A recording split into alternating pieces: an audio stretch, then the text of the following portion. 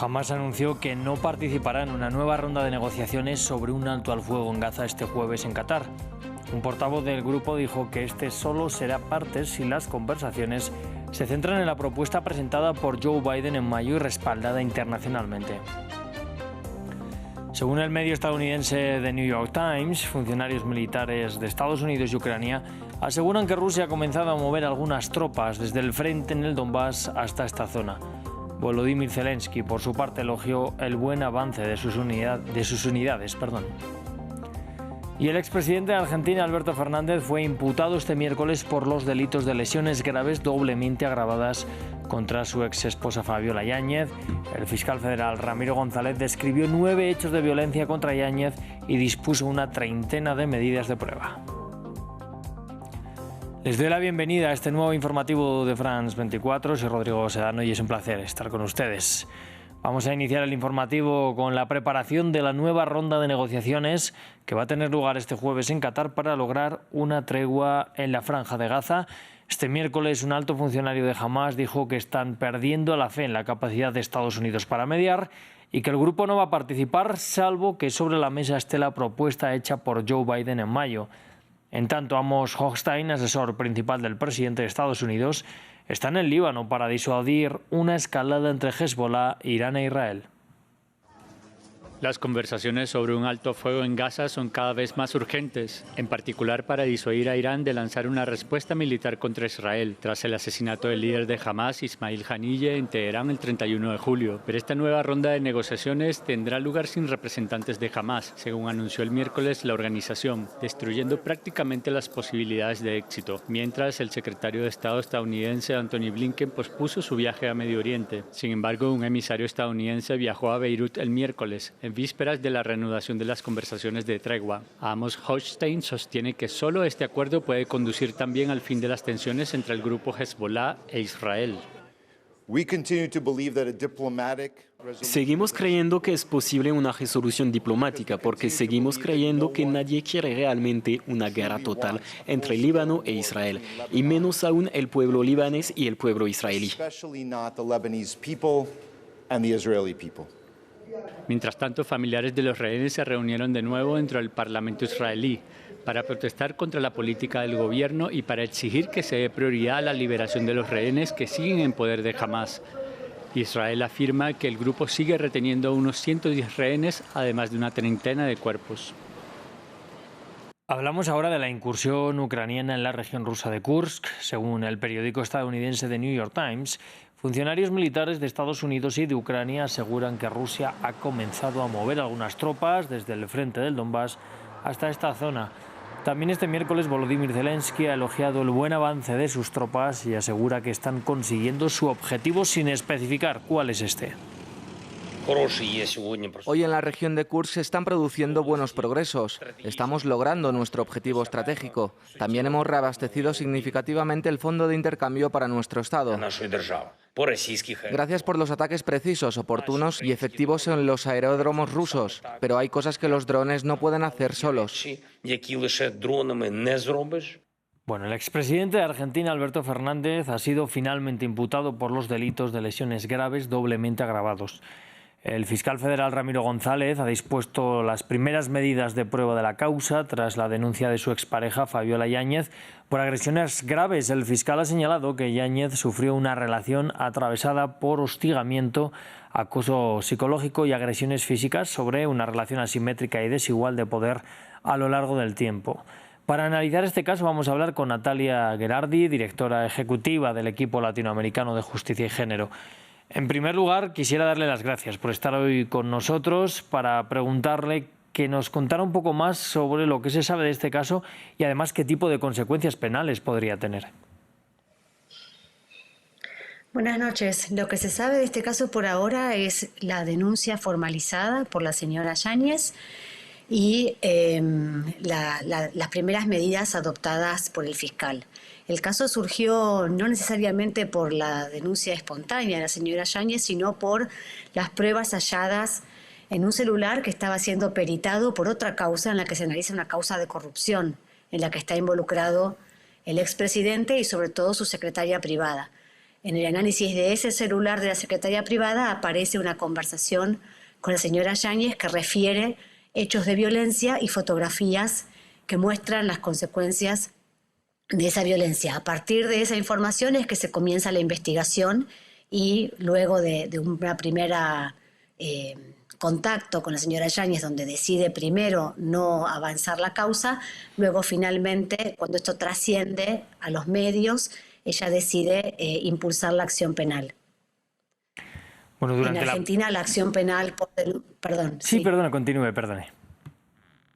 No, decía que en Argentina la acción penal por lesiones depende de la víctima. No es un delito que vaya a investigar la justicia penal sin la decisión previa de la mujer involucrada de avanzar en esa investigación. Y eso es lo que sucedió a inicios de la semana pasada. Y entonces, bueno, ahora sí avanza la causa con la decisión de ella de impulsarla. Y entonces las medidas de prueba y de protección decididas por la Fiscalía y la Justicia. Claro. Bueno, y se da la paradoja que la presidencia de Alberto Fernández se creó el Ministerio de la Mujer y se aprobó además el derecho al aborto. Yo le quería preguntar qué conclusiones se pueden sacar de estas contradicciones entre el actuar político y la vida privada del expresidente.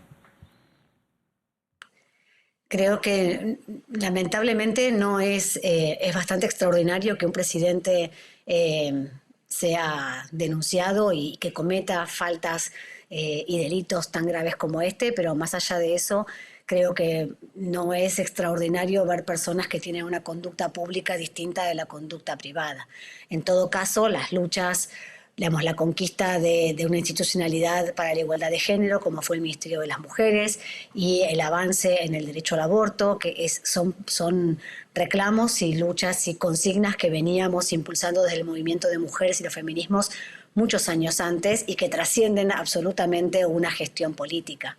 Entonces creo que más allá de eso, que sin duda es un golpe fuerte porque es una gran desilusión de cualquier persona pública que tenga tan graves inconductas en su vida privada, lo cierto es que esas reivindicaciones exceden el actuar político de un funcionario, ¿no? Y por otra parte, lo que preocupa es el contexto actual de Argentina, donde lo que estamos viviendo son los primeros 6 meses de un gobierno que ha desmantelado absolutamente todas las políticas y programas para abordar la violencia de género. Entonces hoy tenemos funcionarios públicos de gestión actual que se escandalizan frente a esta situación tan terrible que describe la ex primera dama, mientras al mismo tiempo desfinancian y desmantelan y desaparecen toda política pública de protección para las mujeres en situación de violencia. Pues es que precisamente le quería preguntar por eso, porque el ministerio ha sido cerrado por el gobierno de Javier Milei. ¿Temen quizás que entre el descrédito del anterior ejecutivo, del expresidente Fernández por este caso, y el accionar del nuevo ejecutivo se pueda estar mandando un cierto mensaje de impunidad a la sociedad o a parte de la sociedad argentina? Bueno, eso es lo más preocupante, ¿no? ¿Qué mensaje da esto? ¿Qué implica para una problemática que claramente es tan seria, tan grave y tan prevalente como era hace 5, 10 y 20 años? Una encuesta hecha en el marco de la iniciativa Spotlight en Argentina muestra que 1 de cada 2 mujeres ha vivido situaciones de violencia en la pareja en algún momento de su vida. Y entonces claramente no es un problema aislado ni novedoso, sino que es un problema sostenido, arraigado en la cultura e históricamente presente, tal como sucede en muchas de las sociedades de América Latina y del mundo. Entonces, creo que lo más preocupante es que Argentina tiene que establecer los mecanismos adecuados para honrar las obligaciones legales que tiene tanto a nivel nacional como a nivel internacional. Argentina es signataria de una cantidad importante de tratados internacionales de derechos humanos para proteger a las mujeres en situaciones de violencia estructural, y esto es una obligación que el Estado, con o sin ministerio, tiene que garantizar. Pues solo le puedo dar las gracias por haber estado con nosotros, a ayudarnos a entender un poquito más el caso y el contexto general en Argentina. Gracias.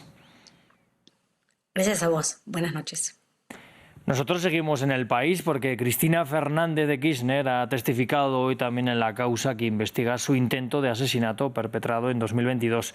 La expresidenta argentina ha expresado en la sala judicial que si bien los autores materiales se encuentran sentados en el banco de acusados, queda por conocer los autores intelectuales y financieros.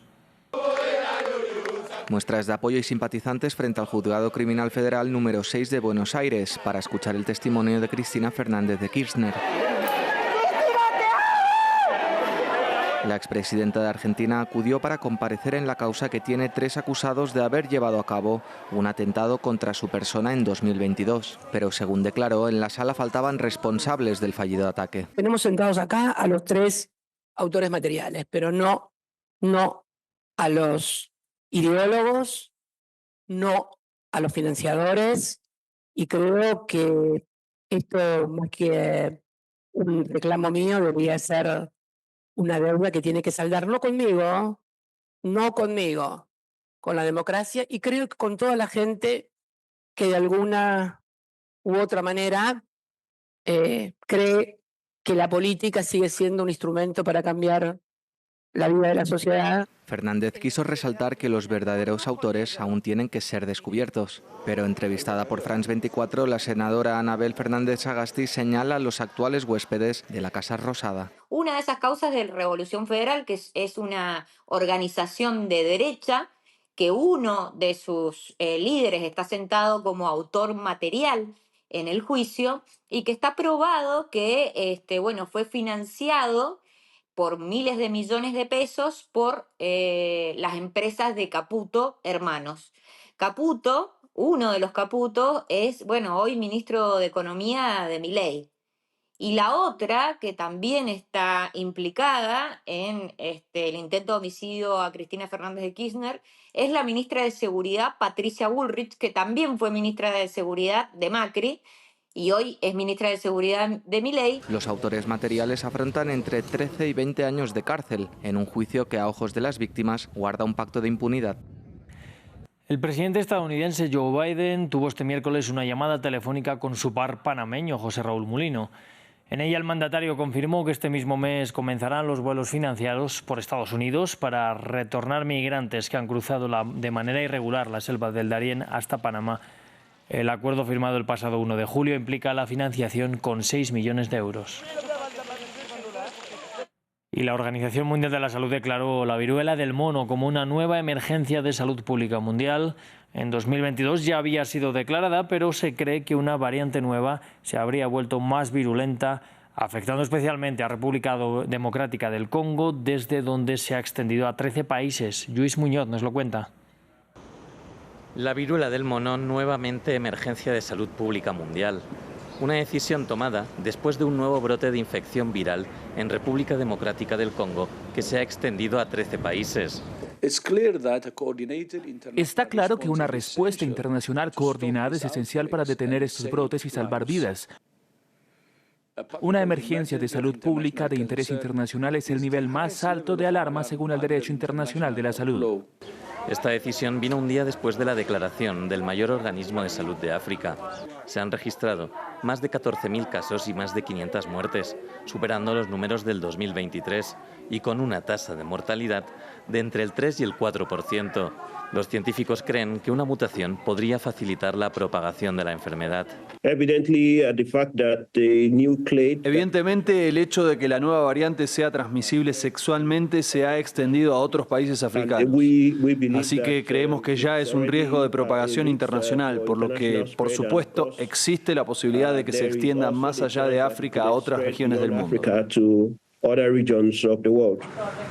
La también denominada monkeypox fue descubierta en 1958, tras la aparición de casos de viruela en monos. En 2022 se declaró por primera vez la emergencia, llegando a 60 países. Es un virus de la misma familia que la viruela, con síntomas más leves, pero cuando se complica, las personas desarrollan lesiones en la cara, las manos, el pecho y los genitales. Se transmite a través del contacto cercano, incluido el sexo, y hasta ahora se conoce que ha afectado especialmente a hombres homosexuales y bisexuales, aunque en este nuevo brote, los menores de 15 años representan más del 70% de los casos.